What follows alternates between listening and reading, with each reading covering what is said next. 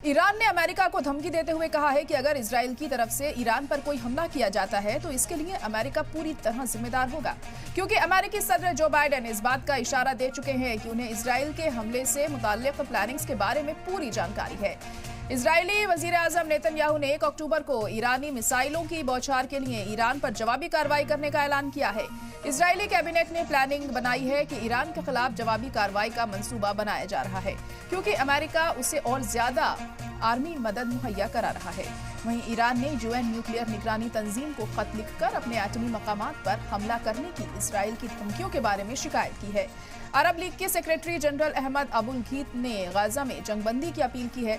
उन्होंने बैरूत में लेबनान के कारगुजार वजीर आजम नजीब मिकाती के साथ मीटिंग के बाद साउथ लेबनान से इजरायली फौज की वापसी की मांग की है। तो अहम खबर इस वक्त आपको बता रहे हैं कि ईरान ने अमेरिका को धमकी देते हुए कहा है कि अगर इजराइल की तरफ से ईरान पर कोई भी हमला किया जाता है तो इसके लिए अमेरिका पूरी तरह से जिम्मेदार होगा। तो मिडिल ईस्ट में लगातार कशीदगी बढ़ती जा रही है और अमेरिका को लेकर अब ईरान ने दिया है ये बयान कि अगर इजराइल उन पर हमला करता है तो इसके लिए अमेरिका ही जिम्मेदार होगा, क्योंकि लगातार अमेरिका की तरफ से ही तमाम सहूलियात, हथियार और तमाम इमदाद इजराइल को मुहैया कराया जा रहा है। अमेरिकी सदर जो बाइडेन इस बात का इशारा दे चुके हैं कि उन्हें इजराइल के हमले से मुतालिक प्लानिंग्स के बारे में पूरी जानकारी है और उसी के मद्देनजर अब ईरान ने दिया है ये बड़ा बयान और कहा है कि अमेरिका जिम्मेदार होगा अगर ईरान पर किसी भी तरह का हमला इजराइल की तरफ से किया जाता है। तो 1 अक्टूबर को ईरानी मिसाइलों की बौछार के लिए ईरान पर जवाबी कार्रवाई करने का ऐलान किया है। इजरायली कैबिनेट ने प्लानिंग बनाई है, ईरान के खिलाफ जवाबी कार्रवाई का मंसूबा बनाया जा रहा है। ऐसी खबरें सामने आ रही हैं। अब इसको लेकर अमेरिका का क्या जवाब आता है ये देखना अहम होगा।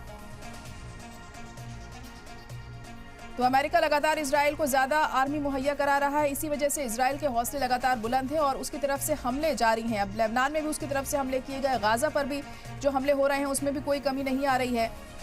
ईरान ने यूएन न्यूक्लियर निगरानी की तंजीम को खत लिखकर अपने एटमी मकामात पर हमला करने की इजराइल की धमकियों के बारे में भी शिकायत की है।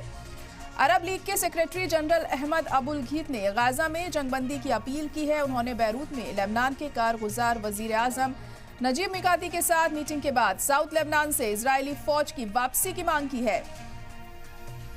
तो अब इसको लेकर क्या कुछ रुख रहता है दूसरे ममालिक का, ये भी अहम होगा यहाँ पर देखना, क्योंकि कहीं ना कहीं इन हालातों का असर पूरी दुनिया पर पड़ रहा है और ऐसे में जब दूसरे मुल्कों का इन्वॉल्वमेंट इसमें होगा तो उसके बाद क्या अलग हमें देखने को मिलेगा, ये भी अहम होगी बात देखने वाली आने वाले दिनों में। लेकिन फिलहाल ईरान की तरफ से अमेरिका को ये धमकी दी गई है कि अगर इजराइल उन पर हमला करता है तो अमेरिका ही इसके लिए जिम्मेदार होगा, क्योंकि अमेरिका की शय पर ही इजराइल की तरफ से लगातार हमले किए जा रहे हैं। भले ही अमेरिका बार बार ये कह रहा हो कि हम इजराइल को समझा रहे हैं, नेतन्याहू से बातचीत की जा रही है कि जंगबंदी की जाए और इन हमलों पर लगाम लगाई जाए, लेकिन ऐसा कुछ होता हुआ हमें नहीं दिख रहा है। तो जाहिर तौर पर ये अमेरिका महज बयानबाजी कर रहा है और इसको जमीनी स्तर पर फॉलो नहीं कर रहा।